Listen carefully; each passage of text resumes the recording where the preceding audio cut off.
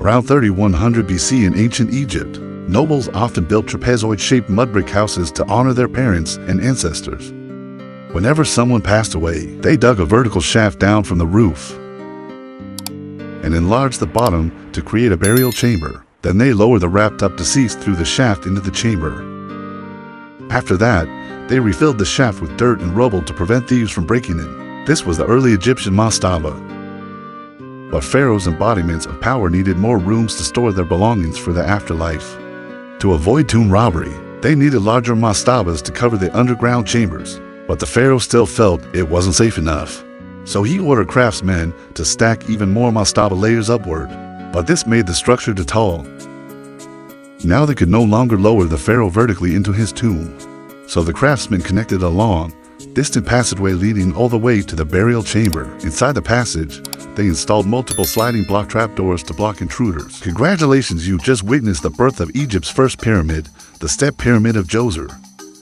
Later pharaohs realized that filling the steps with stone could create a smoother, more perfect pyramid.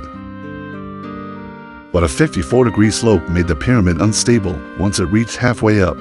The entire structure could collapse at any time, so craftsmen had to reduce the upper slope, creating what we now call the unique bent pyramid.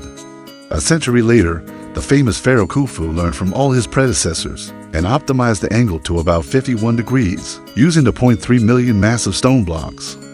He built a 147-meter masterpiece on the Giza Plateau, the Great Pyramid. But long underground passages were easy to tunnel into from outside to make the tomb safer. Craftsmen placed the entrance 18 meters above ground. A low, downward sloping passage wrapped in stone led to the underground chamber. But KHUFU realized something, because his pyramid was enormous. All four sides were fully encased in stone. If he placed his burial chamber in the middle of the pyramid, it would be closer to the sun god and far more secure. So the pharaoh then moved the queen's chamber beneath his own.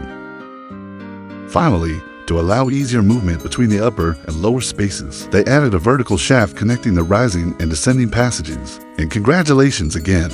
You've now witnessed the birth of Egypt's largest pyramid, the Great Pyramid of KHUFU. The 0.3 million stone blocks, each weighing several tons. How did the ancient Egyptians move them?